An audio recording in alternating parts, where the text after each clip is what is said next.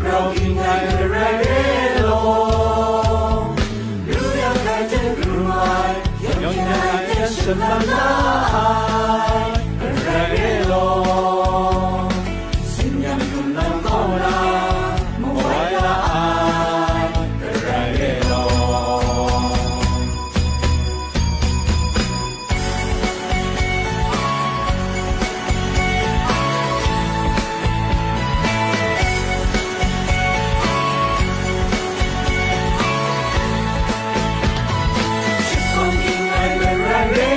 Broken night relo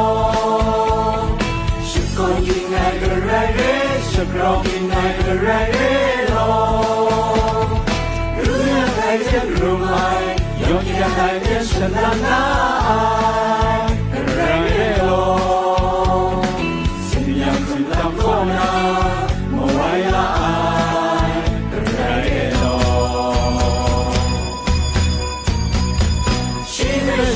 Shime shebro hallelujah Nia unse nia makusha kosha gro Nia unse nia ati rai wa ilang me shibrawa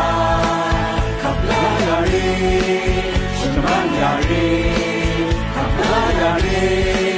Shinaman yari Yari nye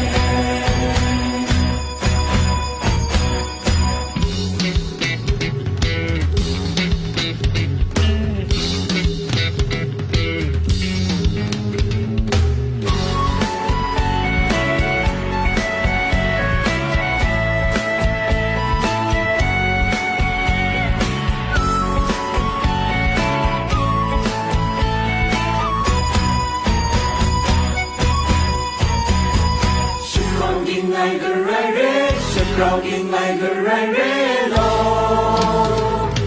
Broken night relo Broken night relo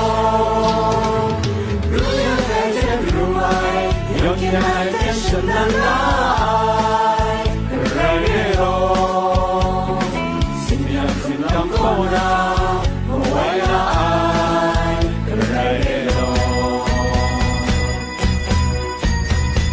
Shime shebro hallelujah Nia unse nia makusha kosha gro Nia unse nia ati rai wa ilang me shibrawa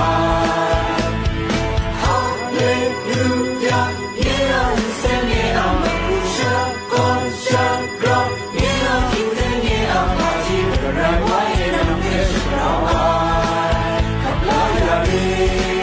Shinaman yari Kaplayari, Shemalayari, Kaplayari, Shemalayari, Kaplayari, Shemalayari, Kaplayari, Shemalayari, Kaplayari, Shemalayari,